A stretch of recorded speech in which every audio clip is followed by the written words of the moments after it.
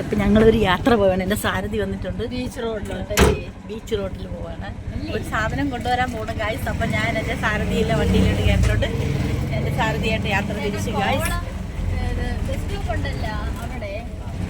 ഞാൻ പറഞ്ഞു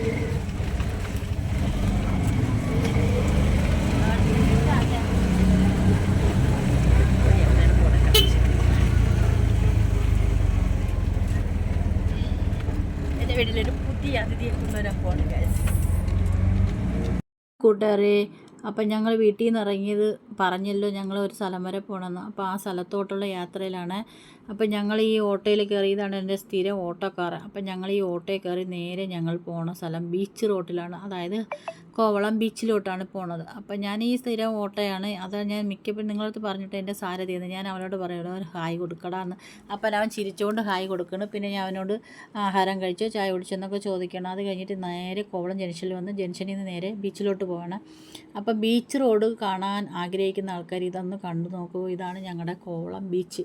അപ്പം ഞങ്ങൾക്ക് ഇതൊക്കെ ഒരു കൗതുകമൊന്നും അത്ഭുതമൊന്നും തോന്നത്തില്ല. കാരണം ഇതൊക്കെ ഞാൻ നടന്നൊക്കെ ഈ സൈഡിൽ കൂടെയൊക്കെ ഇവിടം വരെ വന്നില്ലെങ്കിൽ അതിൻ്റെ അപ്പുറത്തോട്ടൊക്കെ വരണതാണ്. പോസ്റ്റ് ഓഫീസിലോട്ടും ATMിലോട്ടൊക്കെ വരണതാണ്. പിന്നെ അവിടെ നിന്ന് ഇങ്ങോട്ടും നമ്മൾ ചിലപ്പോൾ ബീച്ചൊക്കെ കാണാൻ വന്നിട്ട് നടന്നാണ് ഞാൻ വീട്ടിലോട്ടൊക്കെ ആ ജംഗ്ഷൻ വരെ വരണത്. അതുകൊണ്ട് എനിക്ക് വലിയ അത്ഭുതം തോന്നില്ല. പക്ഷേ കാണേണ്ട കാഴ്ചകൾ തന്നെയാണ്, ഒത്തിരി കാഴ്ചകളുള്ള സ്ഥലം തന്നെയാണ് ഞങ്ങളുടെ ബീച്ച്.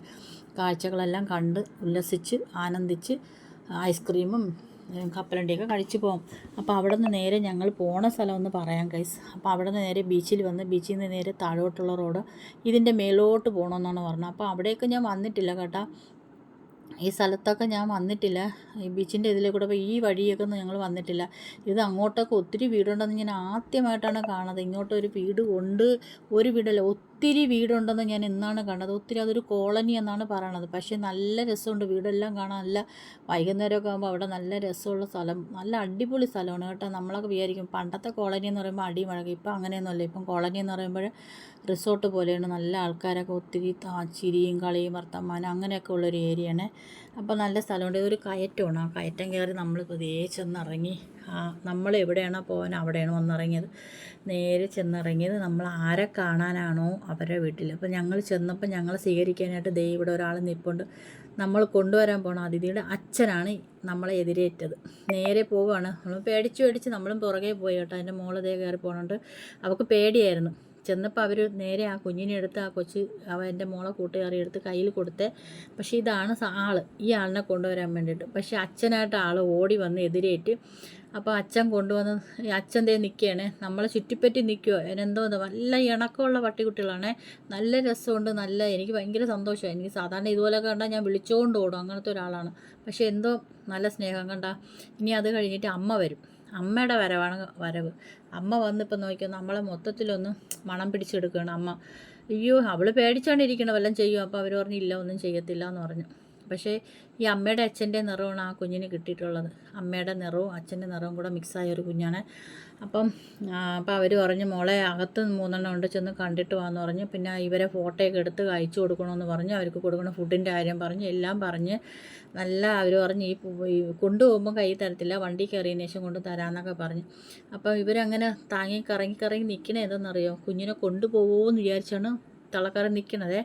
അപ്പോൾ അവൾ ചെന്ന് അവൾക്ക് എന്തോ ഒരു വിഷമം പോലെ. ഇതിൻ്റെ ഇടയ്ക്ക് തള്ളയുടെ നിന്ന് പാലൊക്കെ കൊടുത്ത് അപ്പോൾ അവൾ നോക്കി നിൽക്കുകയാണ്. അവൾ അതിൻ്റെ ഇടയിലോട്ട് പോയി കിടക്കും.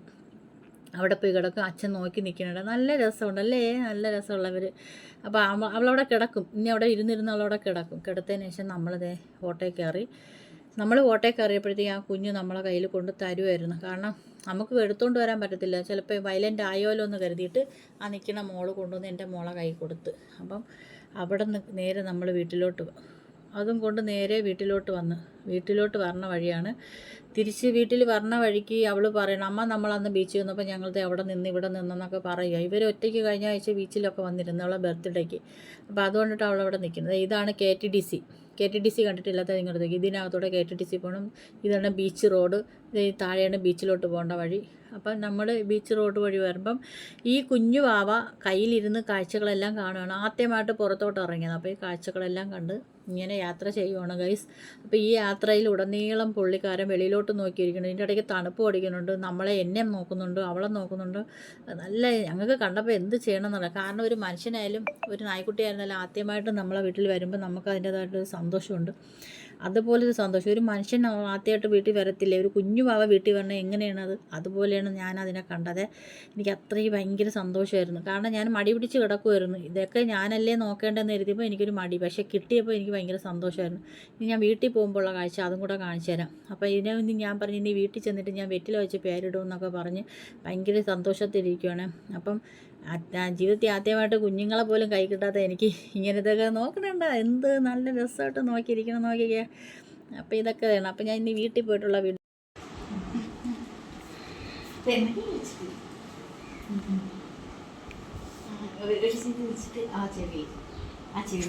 ലിയോൺ ലിയോൺ ലിയോൺ ഇപ്പുറത്ത് ലിയോൺ ലിയോൺ ലിയോൺ. അങ്ങനെ ഞങ്ങളുടെ അതിഥിക്ക് പേരിട്ട് ഗൈസ്.